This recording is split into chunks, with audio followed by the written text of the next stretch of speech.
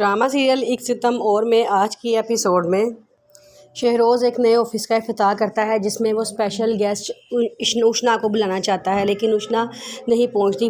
मेहमान बार बार आके पूछ रहे होते हैं कि स्पेशल गेस्ट क्यों नहीं आई अब तक, जिस पर शहरोज़ को बहुत शर्मिंदगी होती है और वो इतनी कॉल्स करता है उष्णा को, लेकिन उष्णा कॉल नहीं उठाती। फिर वो अपनी मम्मा से कॉल करके पूछता है कि उष्णा कहाँ है। उसकी मम्मा बताती हैं कि वो तो अपनी अम्मी के कमरे में है और काफ़ी देर से दोनों माँ बेटियाँ कमरे में बंद हैं, मुझे नहीं पता वो अंदर क्या कर रही हैं।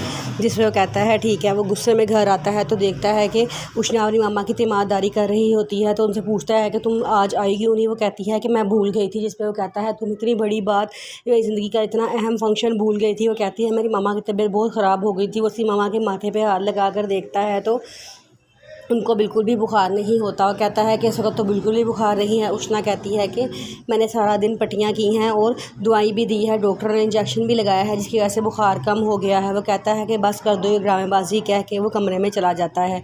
ज़ैनब उसको पीछे भेजती है कि जाओ जाके उसको मनाओ, भी देर नहीं हुई, तुम अभी चली जाओ फंक्शन पे। वो कहती है ठीक है। वो उसके पीछे जाती है और कहती है कि मुझसे गलती हो गई है, मैं अपनी गलती मान रही हूँ, आप मुझे कॉल करके रिमाइंड करवा देते। शेरोज़ कहता है मैंने तुम्हें इतनी कॉल्स की थी, तुम्हारा मोबाइल किधर है। वो कहती है पता नहीं, अम्मी के रूम में होगा। तो शेरोज़ कहता है कि जिस लड़की को अपने मोबाइल की होश नहीं है मैं उससे कैसे रिमाइंड करवाता। मैंने तुम्हें इतनी कॉल्स की थी, इतनी कॉल्स की थी, जब मेरे पास कोई आता था पूछने के लिए मैं तुम्हें फ़ौरन कॉल करता था, लेकिन तुमने मेरी कॉल नहीं उठाई। वो कहती है मुझसे गलती हो गई है, मैं गलती मान रही हूँ ना, आप मुझे माफ़ कर दें, आइंदा ऐसी गलती कभी नहीं होगी। वो कहता है कि तुम्हारी ज़िंदगी में मेरी इतनी सी इम्पोर्टेंस है कि तुमने मेरे इतने बड़े फंक्शन को सारा ख़राब कर दिया है।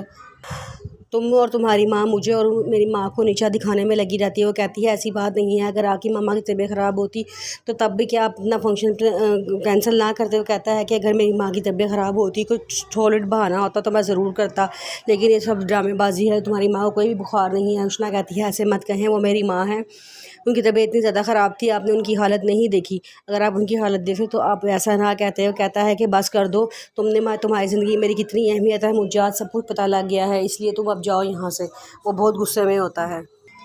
अज़हर के घर वाले फ़ोन करते हैं सदफ़ के पापा को। तो सदफ़ के पापा को कहते हैं कि अज़हर ने सदफ़ को किसी लड़के के साथ देखा है, वो लड़का उससे अपनी इश्क मशूक़ी की बातें का जिक्र कर रहा था, जिस पे अब वो हमसे शादी नहीं करना चाहते। के पापा कहते हैं कि नहीं, आपके बेटे को कोई गलतफ़हमी हुई होगी, ऐसा कोई बात नहीं है, 3-4 दिनों में शादी की रसूमात शुरू होने वाली हैं और आप इस वक्त ही फ़ैसला कर रहे हैं। वो कहते हैं कि हमें आपकी बेटी की शादी नहीं करनी, उसके पहले भी कहीं से चक्कर चल रहे हैं, अपनी बेटी से पता करें कि वो शादी करना भी चाहती है कि नहीं, और हम उससे शादी नहीं करेंगे, ये कह के वो फ़ोन बंद कर देती है। सदफ़ के पापा बहुत परेशान होते हैं, कहते हैं ऐसा क्या हुआ है जो उन्होंने इनकार कर दिया है, क्योंकि इनकार की कोई सॉलिड वजह है ही नहीं। वो उसकी मम्मा को बताते हैं तो वो भी बहुत परेशान होती हैं, कहती हैं कि हम लोगों को क्या जवाब देंगे, शादी की पूरी तैयारियां हो चुकी थी, अब क्यों उन्होंने इनकार किया है। वो कहती हैं कि फ़ोन मिलाएं, मैं बात करके देखती हूँ। फिर वो फ़ोन मिलाते हैं तो फिर भी वो इनकार कर देते हैं कि हमें आपकी बेटी की शादी नहीं करनी। सदफ़ बहुत खुश होती है कि वो अपने मकसद में कामयाब हो जाती है।